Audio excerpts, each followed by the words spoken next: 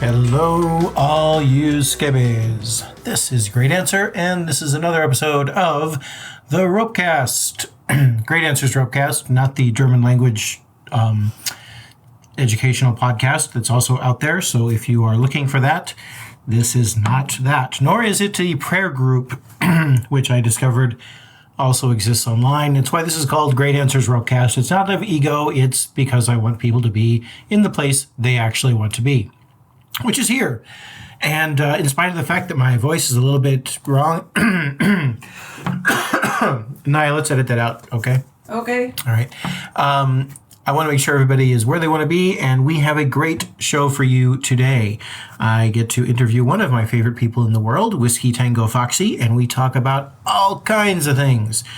You, if you follow my Twitter feed, have seen quite a bit of WhiskyTangoFoxy because she is doing the rope challenge, and you'll hear more about that and her adventures in self-tying in the podcast. But first, we got to pay the bills. And it's always a pleasure to pay the bills because my bills are paid by wonderful people. The first of whom is Lee Allure, who has sponsored this podcast. And I would like to direct you, believe it or not, to a Facebook page. I know I don't usually recommend Facebook, but this time I am. Facebook.com/Spiral Eye Soap. And that is her Facebook page. You can also go to at Spiral Eye Soap is the on Facebook. And that is a great place to see all of the amazing things that she has created. Lately, she's been experimenting with a lot of bath bombs and looking in particular at these like little spiral things. And she has, the traditional bath bomb things that you would expect, like rose hydrangea, lavender, cucumber, melon, mistletoe. And then she has some with more interesting names like Love Spell and Monkey Farts, which, I could do without actually knowing what that smells like. But hey, if you are into that, I will not harsh your kink, and you should go to Spiral Eye Soap and at the very least say, hey, thanks for sponsoring the Ropecast. And the other sponsor of the Ropecast is Twisted Monk. And you've heard me talk a lot about Twisted Monk in the past. One thing I want to do is make it easier for you to get to Twisted Monk in a productive way. And you can either type in rope.greatanswer.com or twistedmonk.greatanswer.com, and it will take you right to Twisted Monk. And it'll do it in a way that goes through my affiliate. Because why would you want to do that? Well, I'll tell you why. Because I don't get cash for the affiliate thing. I get credit at the store, which means I then have the ability to do things like giveaways. So if you as a listener want to encourage the act of giveaways, you should use that kind of link, rope.greatanswer.com or twistedmonk.greatanswer.com, to go and buy his stuff. And the reason you want to buy his stuff is because it is Valentine's Day. And you have about 5 days, I think, 5 or 6 days that you can still get in on the Valentine's Day shipping deadline. And let me tell you, Monk doesn't always go for the seasonal gimmicks and things like that, but he does Valentine's Day really hard. He has specialized gift boxes. The one you have pictured on the page also happens to have, how did he put it? You can have the original ass hook in their 2 most popular ball-end styles for a little extra adventure. They also have a fair trade vegan chocolatier, Lagusta's Luscious, for chocolates involved. And of course, there's the normal rope kits and things like that. He also has now started doing things like a bits bundle. And Naya, we may need to get you one of these. Yes.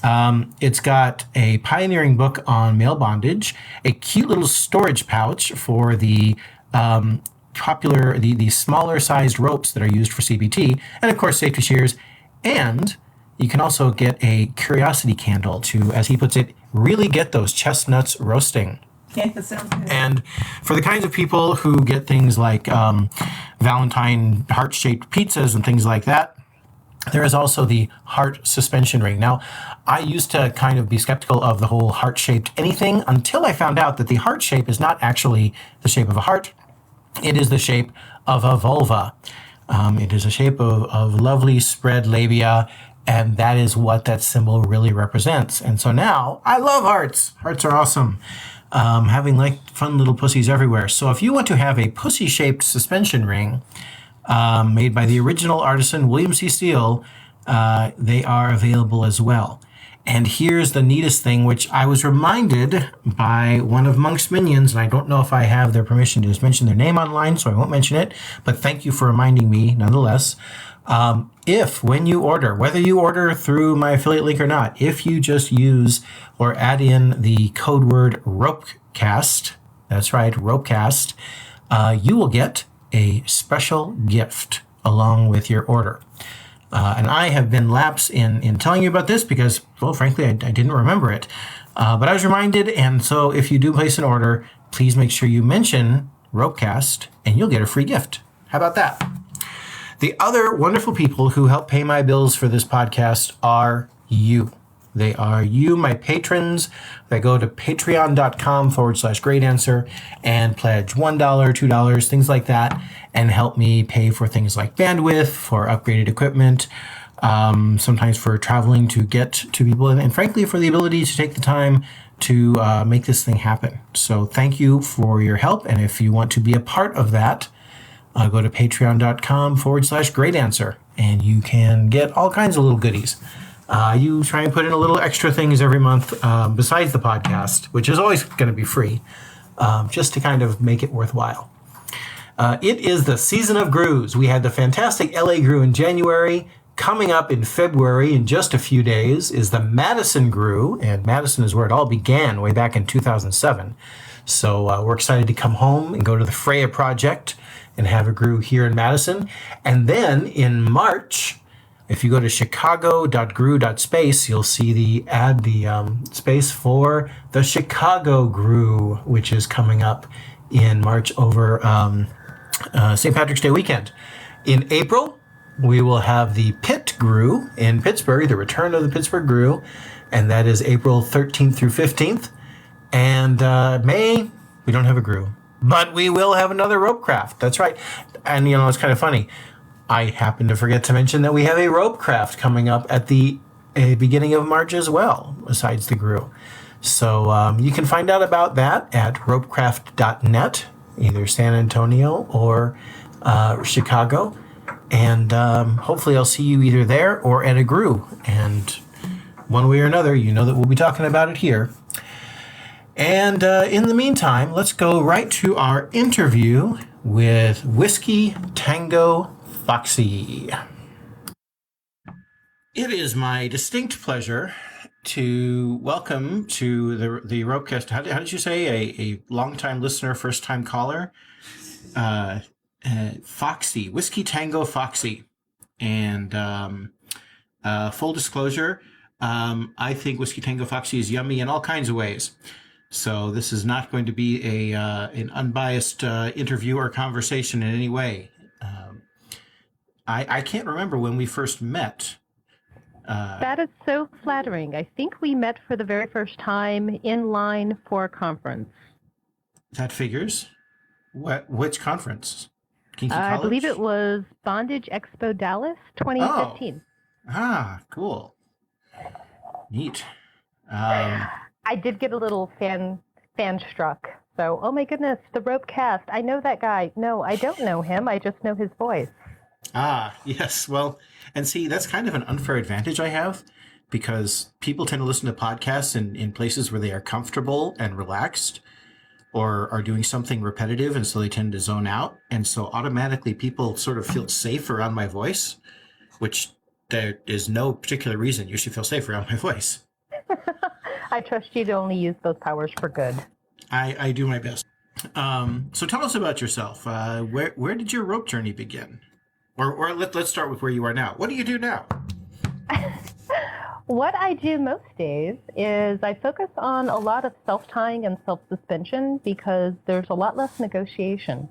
I have a fully compliant bottom and a top who understands my needs when I do the self-tying. So it's been really fascinating exploring rope from that angle because so much of our education and media is either focused from the top. I've been very happy to see a lot of the bottom focused education happening. But I was very lucky to attend an intensive by Parker Rope Boy on self-suspension fairly early in my rope journey. So eternally grateful for the things that they taught. And most days I'm focused on a lot of photography work these days. I'm a co-moderator of the Self-Tie Tuesday group, which gives kind of an external pressure to perform a tie, capture it, and post a picture on one of the most supportive online communities I've ever seen. And I'm doing a bit of a rope challenge, kind of resurrecting a really fun stretch goal that I had before Ropecraft Chicago. And I'm counting down from January 2nd until March 2nd and the start of Ropecraft San Antonio. That sounds like a good time. I should look at going to see that. I wonder what URL that is. Probably ropecraft.net. No, in all seriousness, I try. You better be there. You're on the staff. You're in charge of registration. I'll be there. If you don't show up, nobody shows up. That's kind of scary. No pressure. No pressure at all.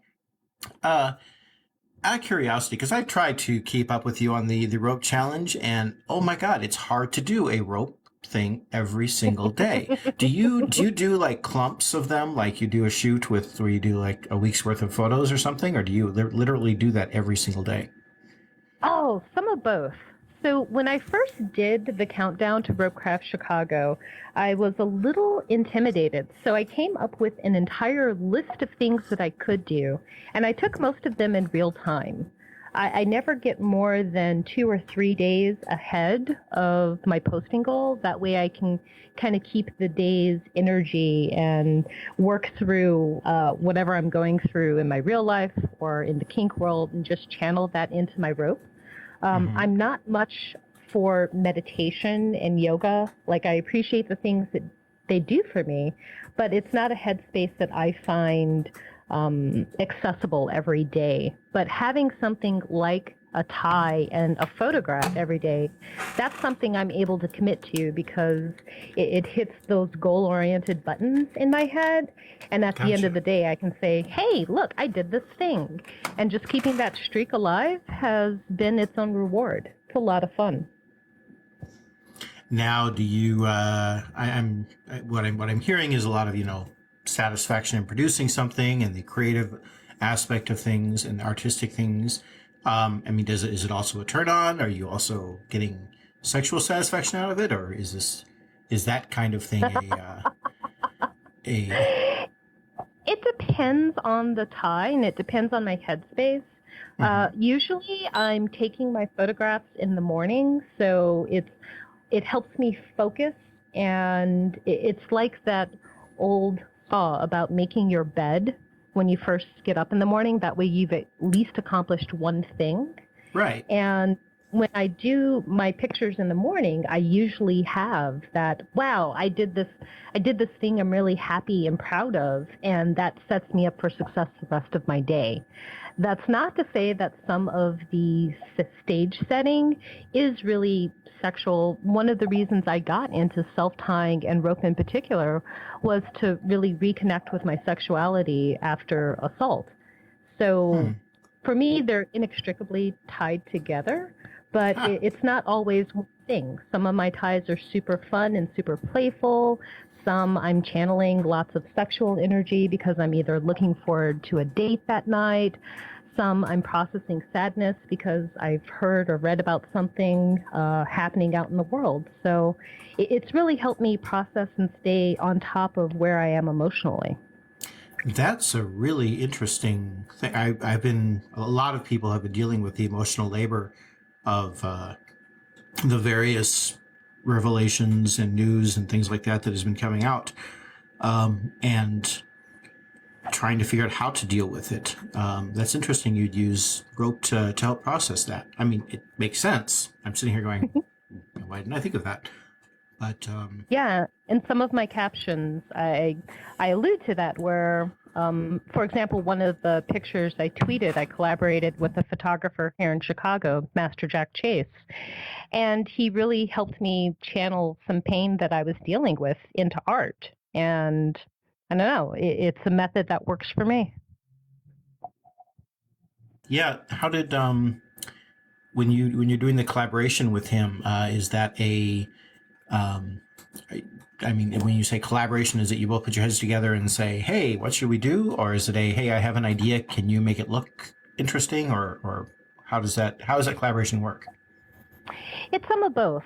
We met in the photo room at Ropecraft Chicago and did a couple of fun shoots. And I try very hard to work with people I can bounce ideas off of. That way, it's not just asking someone to meet me where my vision is or going along and just being pliable putty for their vision. So he and I have talked about a few things. We will maybe block out, hey, I'd like to do a photo in this type of orientation.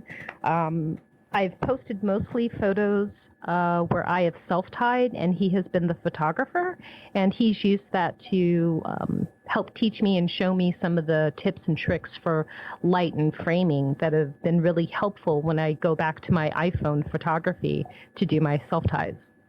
I tell you, the iPhone is turning into a really useful tool. I mean, I've been amazed with some of the things I've been able to get with just my tiny little thing. That didn't sound right.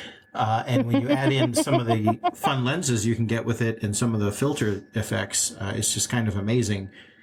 But at the same time, there's that rawness that is kind of nice. I think it's kind of like when somebody tweeted recently, before you compliment a woman on going out without makeup, make sure she's not that she actually doesn't have makeup on. That I think sometimes you look at photos and you're like, wow, they just look so great and natural, and you don't realize that somebody has spent hours on lighting and positioning, and this is one of 300, and this is the one that looked the best and things. That's why I started exploring photography in rope. We're lucky. Of all the kinks in the world in the BDSM space, rope is one of the most photogenic. And it's fascinating to me because I can take a picture of a session that I have with myself, and it brings me back there emotionally with I wish I had been able to capture this, or thinking about the music that was playing, or the friend who was spotting me at the time. So it's like a time machine in a lot of ways. But photography as an art, being able to strip away so many of the things to create the images that we do, there's a really fine balance between the art and the artifice that is just, there's so much there to explore. Yeah, and also with the like for the photographers at Ropecraft, we ask them to be there to document the event. And if they spend time in the photography room, that's when they make the art. But there's a big difference between taking photos that are supposed to be fitting an artistic vision and taking photos that are supposed to be, like you say, a time capsule to go back in time, and let people relive it, or give a perspective that might not be there. I know. How do you think the gaze of whoever it is, whether it's male gaze, female gaze, gender queer gaze, do you think there's a difference between those, or do you think that it's really an individual thing? Ooh, good question. So I get fet mail occasionally from people who are inspired to reach out and connect with me and talk about things that I post on fet. And often I have to remind them that the only audience that I am trying to please with my photography is myself. And it helps that I have, my cell phone. I can take, the impulsive selfie. I can also set myself up with a tripod and lighting and just really connect to what I'm trying to remind myself.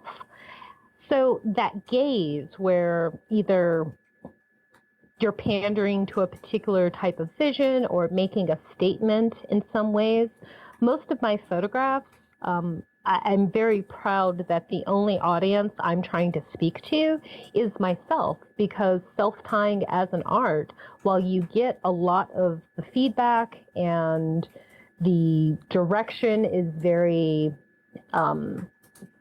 self-centered or self-focused, there isn't a lot of external feedback unless you're taking pictures or unless you're doing it in public.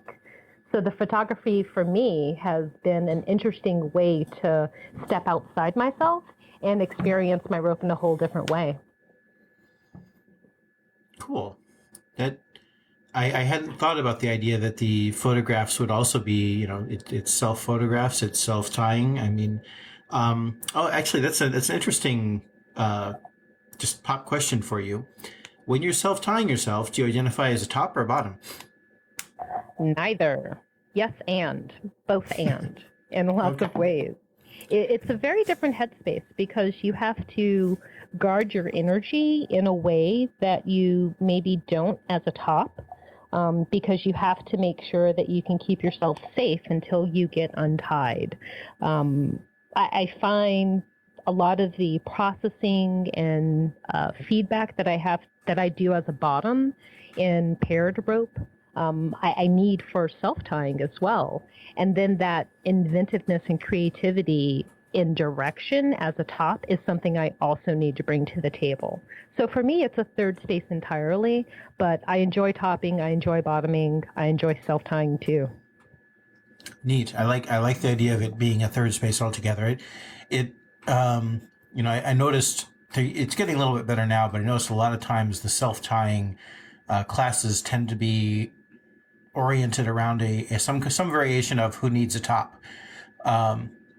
And I was always very interested in the idea that, that implied that only bottoms would be interested in self-tying. And I like the idea that it's a different thing entirely. I can tell you that, having done the fish bowls at Groo's for many years, what I've discovered when we have things with tops, bottoms, and switches talking is that tops and bottoms are flip sides of the same species, but switches are a different species entirely that just happens to live in the same ecosystem. They just really don't. They are not a hybrid of the first two. They are something separate entirely. Right. That's been my experience. So if that's your rope side of things, do you have other kinks as well that you indulge in? Not so much lately. I actually found the BDSM community while I was searching for a power exchange relationship.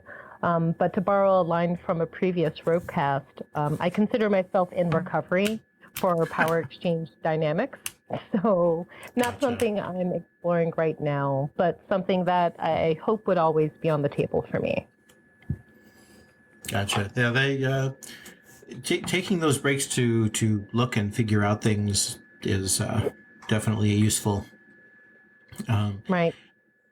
The only other thing I would probably consider a major part of my kinky identity is I'm really big into DIY. There is a monthly workshop that I run here in Chicago called the Kink Craft Workshop, where we make BDSM toys and tools and show some construction techniques, because there's a kink tax on many of the things that you can buy for the lifestyle, and I'm totally willing to pay for the craftsmanship and quality that many of the vendors offer. But if I'm just getting into a kink and I don't know if it's necessarily something for me, laying out, $50 and up as an experiment, that's kind of a high bar for me. So having a DIY option where I can see whether or not throwing whips is something that I'd be into, or different types of impact toys to figure out as a bottom if I'm into study or stingy, or different types of restraints, whether or not that's something that gets my engine going. Just that kind of inventiveness and creativity, that's something that really feeds me. And you did that at Galleria Domain, right? Galleria Domain 2? Yes, here in Chicago. All right. So the first question is, what happened to Galleria Domain 1? That is unfortunately before my time, but as as I understand it, as an entity, Galleria Domain has existed and was rebranded as Galleria Domain 2 when it moved to its current location. So, Okay. I guess I mean I'm also just my listeners probably already know this, but in case they don't, Galleria Domain was actually where I kind of cut my kinky teeth. Because when I got involved in the public kink scene, it was with a woman who was in Chicago at the time, Cunning Minx, and she was a member of GD2, and so we spent a lot of time there, and it's always felt like my kinky home. That was 14 years ago, 15 years ago, that we started doing that stuff. And yet GD2 seems to have weathered a lot of things that would have killed other organizations. Looking at it, and especially looking at, like, I'm brokenhearted that Bound in Boston is closing down. And even worse, they're closing down on their last one is going to be a weekend that I can't go out there because I will be at GD2 at the Chicago Group. So what do you think is the secret that made them be able to stay a vibrant community for so long? Oh, if I knew the secret to that, I would bottle it and become a millionaire.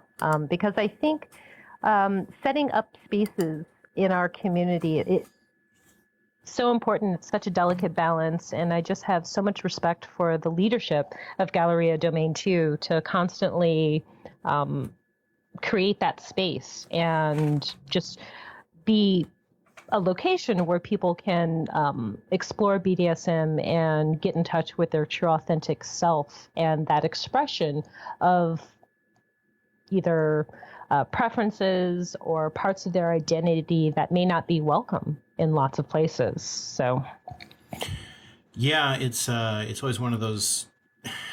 We claim to be welcoming to anyone and of any kind, I guess we don't say welcome to anyone of any kind, but we claim to be a haven for a lot of marginalized voices, especially those that happen around their sexuality. But it's definitely become evident that we don't always practice what we preach. Yeah. I'm happy to be a member of that private members-only club and very happy with what they're doing here in Chicago. Yeah, I've been very impressed too. I will tell you, how long have you been part of it? I mean, were Wilson and Jareth in charge when you joined up? Yeah, I've only been part of the public BDSM scene for about 5 years now. So what's funny to me is that, back in this is where I'm going to be like the grandpa, get off my lawn kind of thing. Back in the day, Wilson was the wild man. He was the wild child that you you watched him, you're like, wow, damn, that's some amazing scenes there. And Jareth was also well known for really being, edgy and out there. And I'm not saying they aren't still. It's just that if I had to pick out people that I would have thought would have been the responsible and mature people running the space, I would not have thought of them. But looking at them now and having worked with them twice now on events and as a presenter there, they are wonderful. They really take the time to work hard to make that a inclusive space. Yeah, I would run through brick walls for either of them. Exactly. Wow, good way to put that. It's funny to me, the longer that I'm in the kink scene, the more I realize that there's always something about someone that will raise someone else's eyebrows. Like, when I think of the photography and the self-suspension and self-tying that I do, talking to someone who's new to the scene, I often have to explain to them because they have why would you do that? Why would you bother? And then explaining what it does for me, how it helps with my own self-expression, and has in many ways allowed me to carve out a place in the BDSM community that isn't necessarily dependent on being partnered with someone. That's been terribly, terribly fulfilling for me. But there's always something about somebody that will raise somebody's eyebrows.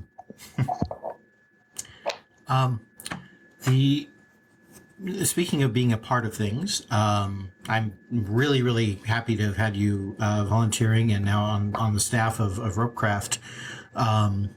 Speaking of trying to create things that will last.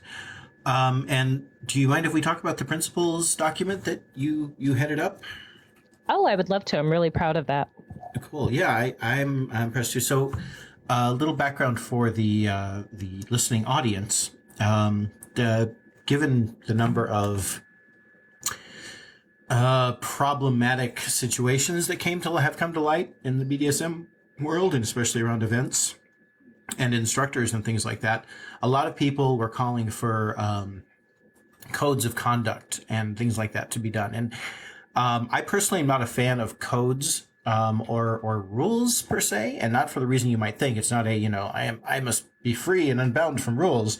It's because the minute you make a rule, you have you've set up something that somebody's going to try and figure out a way around, or they're going to try and find something that doesn't fit the letter of the law, and therefore they've gotten away with something. So I am much more a fan of principles, of saying, here's the ultimate goal. And if what you're doing is heading towards that goal, that's great, because we may not be able to think of everything right now that will help us towards that goal. And if what you're doing is not, then that's not so great, and we need to take actions about that, and we're not going to pretend like we can figure out exactly what things will or won't fit in either of those categories. So I was appreciated that we had the principles document done, and I also felt it was important that myself as director and at the time Ozma as assistant director not be a part of drafting the document, because we were, in effect, management, I guess. And it especially in my own case, I guess I just felt like a cishet white male dom should not be the one drafting the principles. So at that point, you led up a committee to make that happen around the Ropecraft staff. And can you talk about what that process was like? Sure. I mean, I had a personal reason for wanting to see this document come into being. So to maybe roll the tape back, at Ropecraft Chicago, I was very happy to be a member of the staff. And in one of those hallway conversations, I had an encounter with someone else who had likewise an increased amount of social capital at the event. And not out of malice, maybe just out of unthinking, this person used the N-word in a conversation in a way to, I guess, either elicit a joke or to maybe just kind of give me insight into a situation that they were expecting to problem solve. And it was really jarring to me in a way that I found unacceptable, because I had to immediately run through all of those maybe social management strategies that, full disclosure, I'm a Black, queer, assigned female at birth person. And any part of those identities, I mean, I have to navigate the intersection of those every day. And Also as a part of the Ropecraft staff. As a part of the Ropecraft staff. So not that it was a huge burden, but it was definitely something that took a lot of mental energy away from my enjoyment of the event, because I immediately needed to process, all right, am I safe to have the conversation with this person, that I find this inappropriate? Do I have to now reevaluate all of the interactions that we've had in the past? And it was very, very, oh, wow, how can someone think that would be cool? So the creation of a principles document, I felt, was a good way just to level set and just make clear in our expectations that, hey, casual hate speech isn't something that's acceptable here. making sure that we are focused on having that environment that respects identity and definitely recognizes individuality and welcomes people to determine their own labels in a way that I've been very happy to see Ropecraft do. So I have this conversation with someone, and it really takes me out of my enjoyment of the event. And I was very motivated to get something down on paper to make sure that someone who maybe doesn't have the social privileges or the access to event organizers that I might have, to make sure that their agency was respected, to give them that place to collaborate and just feel that they are honored and able to contribute in this learning environment that we are trying to build. Right. So amongst your staff, we called for volunteers, and we all have lots of other responsibilities. They're managing different parts of this event. We all have day jobs. We all have lives. But I was very, very pleased that we were able to get together for a couple of conversations over Skype. There were quite a few email exchanged back and forth, and we set up a structure of what we wanted to see, and then divided and conquered and circulated it for feedback so that we didn't feel that there would be just one author of the document, but really taking the best of all of the people who were volunteering and helping and hoping to align behind these principles. So we will have a link to the document itself in the show notes, so people can do it. I don't want to go through it all exactly right now, but was there a particular section, or, well, I guess two things. First of all, how did were there anything that you put in there that you were like, this particular section is really needed because I don't see enough of it out there? Well, I think we're on a cultural hotspot about what modeling good consent looks like, and fostering that environment of collaboration. I think we definitely needed to get in front of what we meant by good collaboration practices to build consent together. I love that you're using the word collaboration. It's a lot better, I think, to my mind, because negotiation, there's necessarily sides when it comes to that. But in collaboration, everyone's on the same side, and then you can decide how far and where you're going together. So I'm a much more of a fan of collaborating versus negotiating. And was there a particular section or all that was harder than the others to word correctly or to get it right? Oh, absolutely. So there is a section in our principles about hate speech, microaggressions, and other non-consensual incidents.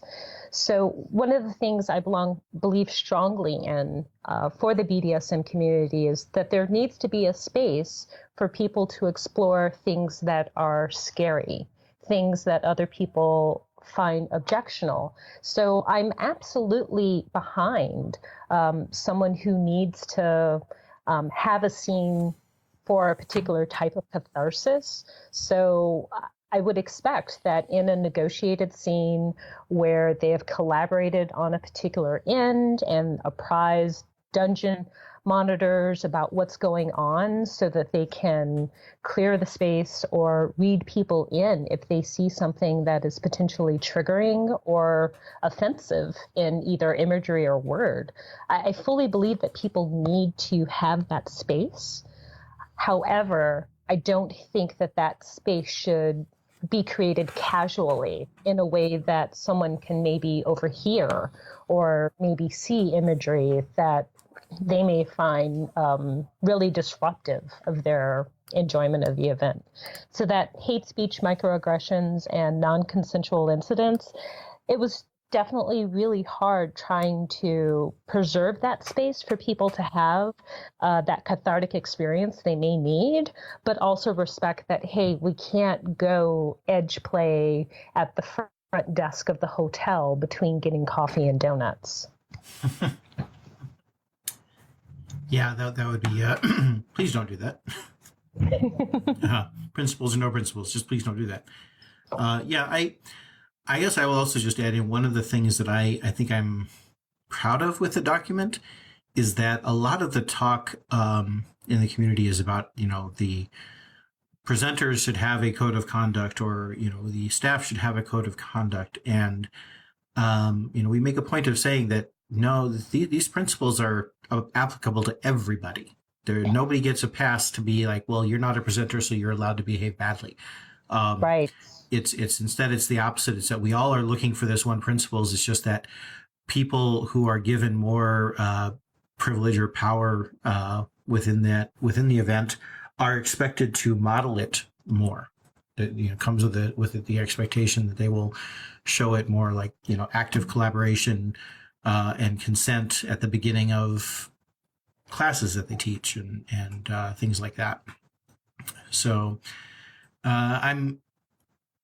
what would you say to people that say that, well, this is taking all the fun and the spontaneity out of things and that kind of thing? How do you respond to that argument that we're all just becoming way too I have a hard Control. time. I don't share this opinion, so it's hard for me to express it. That we're going overboard. No. Yeah, I've definitely gotten the pushback that having policies and getting things written down like this mean that we're in a much more controlling mindset, a nanny state where we're policing behavior. And I, for one, I don't want to live in a world where the kinky police come around and tell me that I'm doing my kink wrong. That's not where I want to live. And for the people who think that a document like this is pushing that kind of top-down governance and control, I'd have to say that there's nothing in this document that is explicitly don't do this. Although I agree with you about having edge play between the coffee and donuts amongst the vanilla staff, that's completely inappropriate. What this document is trying to say that, hey, we would like to be our best selves at this event. And this is what that means, that we want people to model consent in the classroom. We want our organizers and staff to make sure that they are upholding those values of agency, respect, and collaboration. We want to make sure that all of our attendees feel that they can count on that bare minimum, not just from the people in the positions of enhanced social capital, but from their colleagues, the people that they're going to be sitting next to and learning from. Because I have to tell you, one of my favorite parts of Ropecraft isn't necessarily being part of staff or being a presenter. It's being able to be a student with people who love the things that I love. Yeah. Combining everything together, which, and minor moment of soapbox, but damn it, it's my podcast. That's one of the problems I have with the blanket rule of, instructors should not play with people in their class. Is that I have a lot of problems with that. Yeah. One of the biggest problems for me is that there's this. You have to ask about any rule. Who is this designed to protect?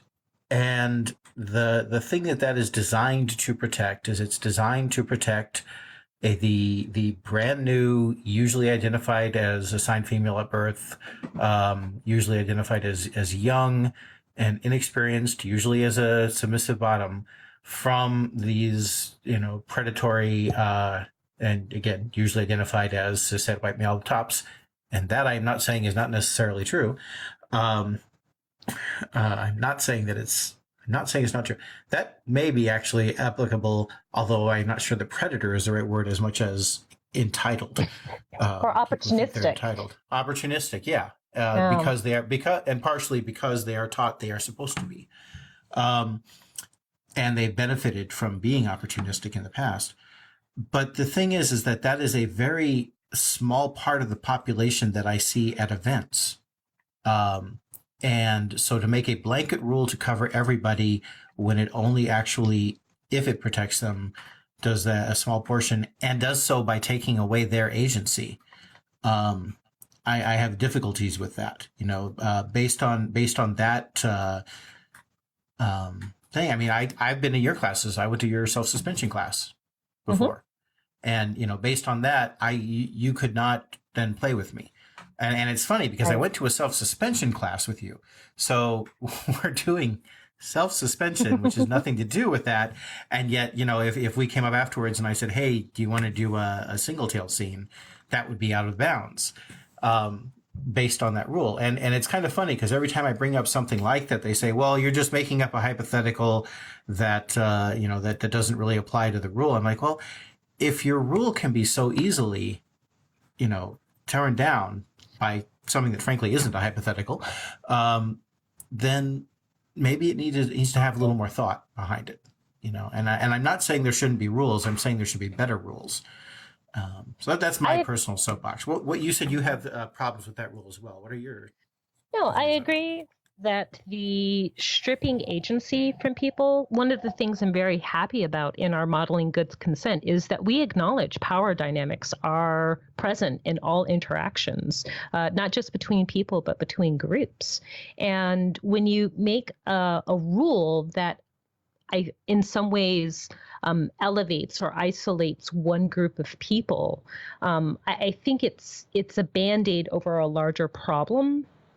And like you said, presenters and attendees, that's a small subset of the interactions. I'd rather have stronger rules that can guide everyone to making good choices and good decisions together versus micromanaging the behavior of one subset that people just have a lot more visibility into just by the nature of their contribution to the event. Does it bother you? I mean, you're a presenter as well. Are you in it as a presenter just for the endless sexual opportunities? I'm laughing because I don't play with a ton of people.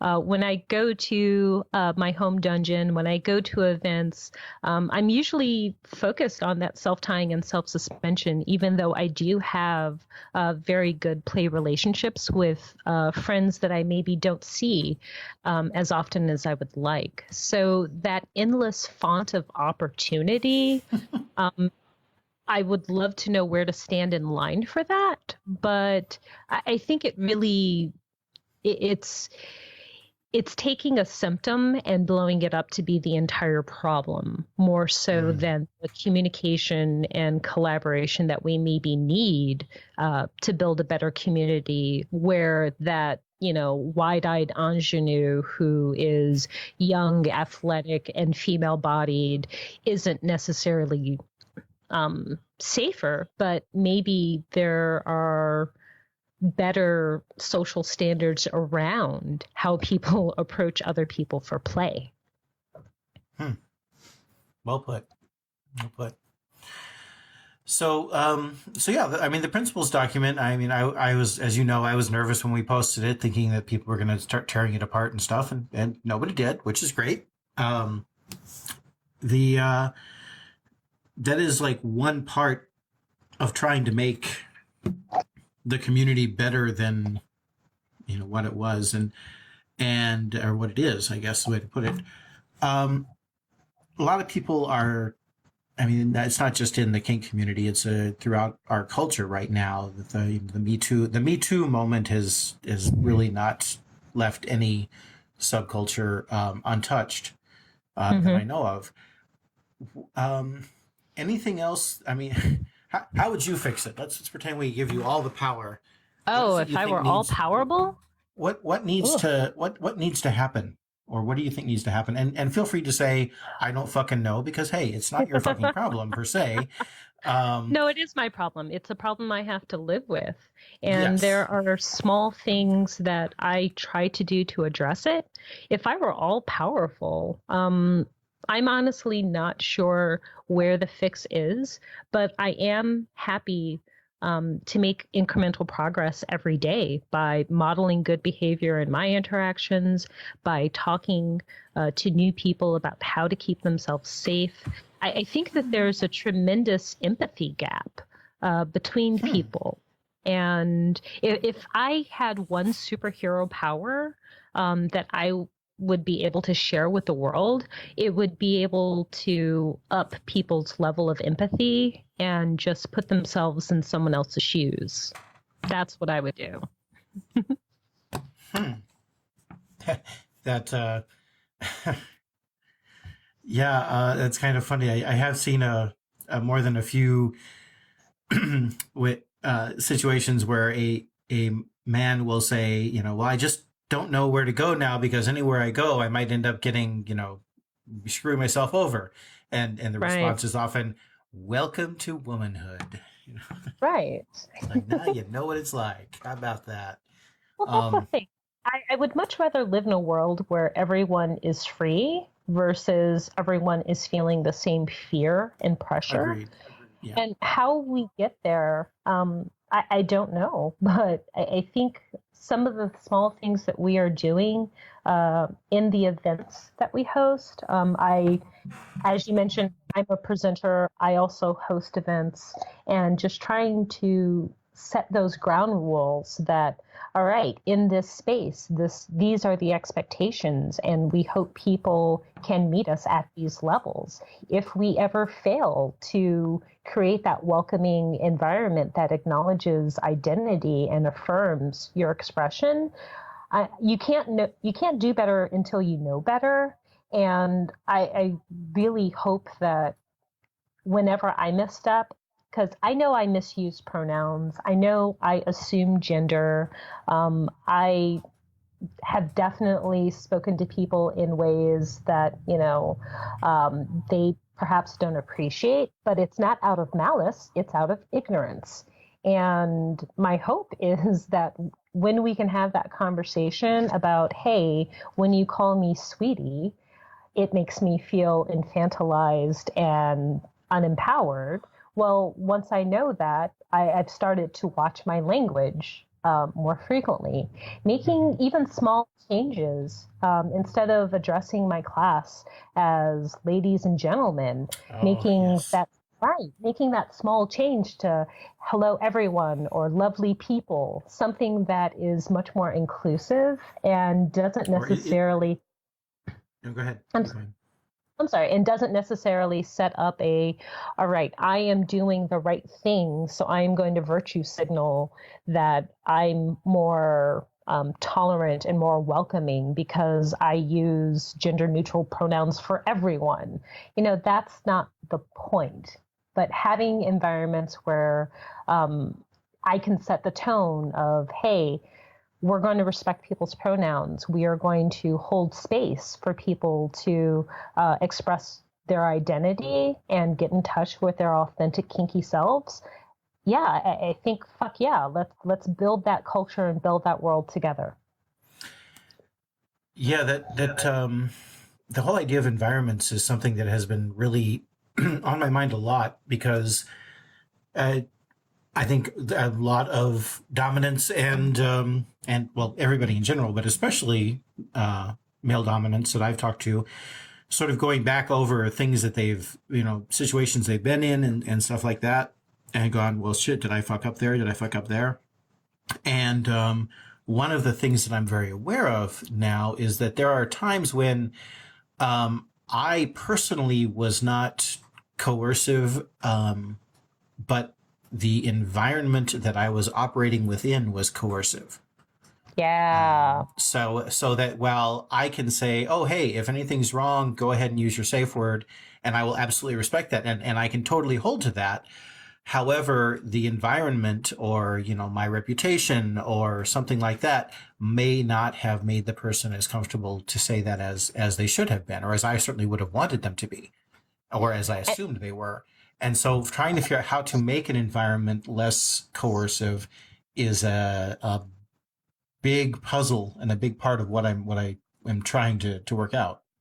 Right. And it comes down to empathy, I think, in many ways that, all right, in their shoes, would I feel comfortable saying, oh, this rap is in the wrong place? Or do I really want to call a halt to a class or a demo because I'm right?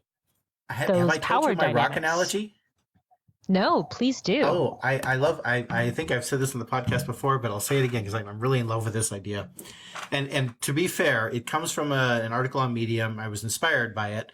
And they were saying that, if you're trying to figure out how you can possibly treat your business colleagues as equals, as opposed to treating them as sex objects, just pretend like they're the rock. And that kind of thing, which admittedly is heteronormative, and this is not that same thing, but it was inspired by that idea. And that is that if you are wondering if the person would be able to say no, or be able to contradict you, or feel safe to speak their mind, imagine that the situations are reversed, and the person, what you are saying was being said by the rock to you while you were both in prison.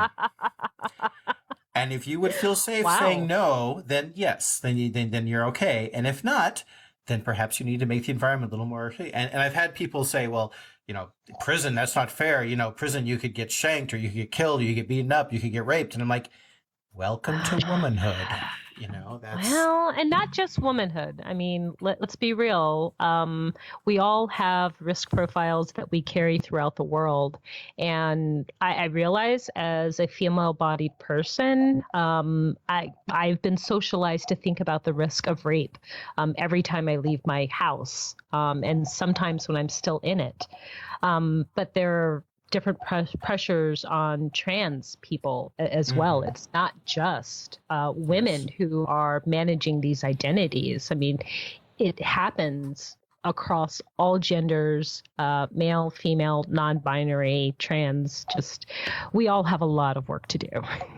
Yeah. But I'm going to totally start posturing like The Rock and practicing my eyebrow the next time I'm about to start a scene with someone. Thank you for that image. Absolutely. I also, I think part of the thing people say, oh, well, this just takes all the fun out of it. It's like, it doesn't take the fun out of it at all, in my opinion, because hey, I can say to you, hey, you know what, Foxy? I give you blank permission to call me sweetie anytime you want. Okay? I am totally fine with that. You can go ahead and use the word sweetie with me. And now you don't ever have to worry about that with me if you choose to do it. I mean, it's a really empowering, fun thing to say that. And I do that in classes too. When I'm with Naya as a bottom, I'll say, Naya is submissive to me and has given me permission to make comments about her looking sexy and stuff like that, but has not, she announces that she has not given it to them. And then I announce, I am giving you all blank permission to make all the objectifying comments you want about me. And so, it's like you still have the ability to do things. It's just that you actually know the person is okay with it rather than having to guess. There's a fantastic podcast. One of my favorite authors, Patrick Rothfuss, was on recently, and he talked about the difference between ask culture and guess culture.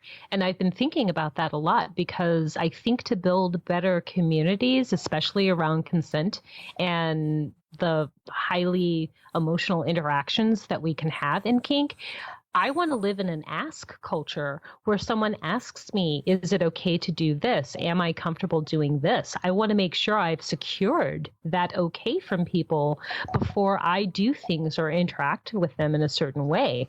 And in that way, asking can be really sexy. It's unfortunate that we have grown up in a very sex negative guess culture where we're socialized to, well, let's do a lot of mind reading to figure out if the mood is right.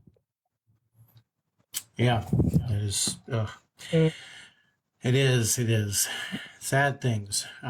Let's talk about something a little more cheerful. We're actually getting to the hour mark where I usually try and do it. Okay. Try and end the podcast. I'm going to ask you my lightning questions, if that's okay. I would love that. All right. Here we go. What is your favorite food? Cheesecake. Ah.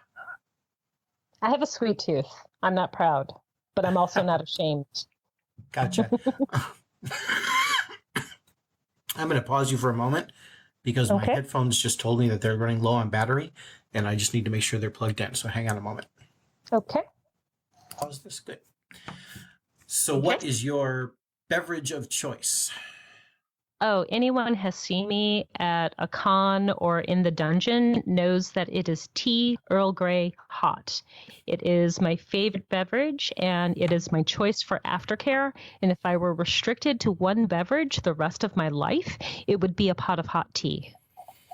And I am sensing a tone of understated geekiness in there. So I take it you're a TNG fan. I am. In fact, I have a little tea caddy that is Federation issue. I got it at a Comic-Con a few years ago, and it has tea, Earl Grey, hot, printed across it with the start date of its first printing. Very nice indeed. I should maybe add this to my my list of questions. Is which Star Trek series is your favorite? Ooh. I would have to go with TNG, although I have a soft spot for my Uhura costume. So you have an Uhura costume? I have an Uhura costume. We may have to collaborate at some point because I have an Imperial officer's costume. Ooh. Yeah, okay. Well, let's put a pin in there. Yes, I think right. that's a good idea. This is but excellent. I don't want people thinking I have a podcast just so that I can make dates with people. What's speaking of movies? What's a good movie you'd recommend? Oh, a good movie that I would recommend? I don't watch a lot of movies, but I recently saw Baby Driver. It was really, really, I thought cinematically very good. Some of the best use of soundtrack as a character recently. Mm-hmm. But I'd have to say that my favorite movie ever is The Princess Bride, that sword fight. Good choice. If only you have practiced your Agrippa. And how about I know you I know you read good books because I have one of your good books on my bookshelf that I borrowed a while back. Yes. What's a good book you'd recommend? Oh, it depends on. I try not to make book recommendations because people have very particular tastes, and it is very hard to recommend something that I love to someone and then they don't love it the same way. But I'm a sci-fi fantasy fan from way back. So it's funny that I actually phrase it in that way because usually when I say, what's your favorite book, people have a hard time answering it. So I try to say, just tell me a book you'd recommend. So is it easier if I just say, what's your favorite book? Oof. That's much harder, but I'd have to say that the book that I have given away as a gift the most often is, it's a little fiction book by Dara Horn called The World to Come. And it's just a beautiful meditation on love and family and loss and hope. And it's just a fantastic novel. And it really reaffirmed humanity's redemption for me at a time when I was really low. So The World to Come by Dara Horn. Very cool. I haven't heard of that one. All right. What is something that you have in your rope bag that people would be surprised by? A bottle of body oil. I have really sensitive, dry skin, and I usually don't moisturize before a rope scene because I don't necessarily want to get anything on my ropes or my partner's ropes. But it's one of my favorite parts of aftercare, just doing some of that self-care, and the Neutrogena body oil is one of my favorites. Okay. And if I have a magic wand and I can wave it and I can make anyone, fictional, real, historical, alive, dead. I mean, they'd be alive again if you wanted them to be, appear. It would be Prince. And they would want to play with you. Oh my goodness. It would be Prince and we would switch all night long with purple rope. It would be fantastic. Okay, the thought of that now has me wanting to be in my bunk. Would you be listening to Prince music while you're doing it? Yes, unreleased Prince music from his vault. Unreleased from his vault. Okay. This is a very detailed fantasy. I already know what the lighting is like, and then he Which would outfit? make me pancakes. There would be no outfit. Oh, okay. We would be wearing rope. We'd be wearing rope. I would make him a beautiful purple outfit. I have those skills. You do. That's true. It would work. Fair enough. Yeah, that was pretty definite and right on right there. Yeah. And the final lightning question is, what is your favorite dirty word? Fuck. Definitely fuck. You can use it as a noun, a verb, an adjective. It is just the most versatile part of speech. Punctuation, I mean, yeah. Yep. Nice. Yeah. All right. So, well, where can people feel like, say, go, wow, this is a really incredible person, and I hear she presents. Wait, you did say you were genderqueer? What pronouns do you use? Oh, no. She, her pronouns affirm my identity. So thank you for asking. We would like her to present for us. How would they get in touch with you? Wow. I keep on top of my FetLife profile. I also use Twitter fairly frequently.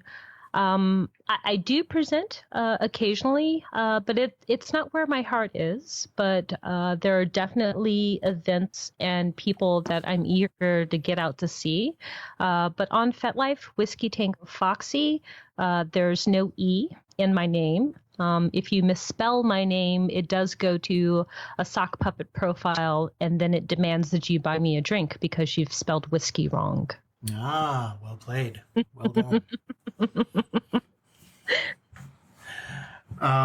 Great. Okay. Well, I will have that in there, and I appreciate you taking the time today. It's great to talk with you always, and especially about this kind of stuff to get a little deeper into the things you've been doing. No, it's been a real pleasure. Thank you for having me. Well, I want to thank WhiskyTangoFoxy for helping out, or as I call her, Foxy. You're going to see her at Ropecraft. You're going to see her at the Chicago Brew. And I highly recommend you say hi and thank her for the work she's done. You got a glimpse of how hard she works to make this community a better place for everybody, but it's just a glimpse. She does a whole lot more and is just a pleasure to be around and to learn from. So I'm really appreciative that she came to the podcast and shared some of that with us. Please thank our sponsors, Twisted Monk. You can get a hold of his stuff at twistedmonk.greatanswer.com, and also Lee Allure, who is we can find lots of stuff at spiralisoap.com, or for a more pretty in-depth picture and explanation of what she's up to, facebook.com/spiralisoap. And other than that, I will be here reachable at greatanswer.com, or Twitter, I'm greatanswer. Greatanswer@gmail.com. Very, very easy person to stalk. You will see me next at the Brew next weekend here in Madison, Wisconsin, the rope bondage capital of the world. And until then, that's some good rope.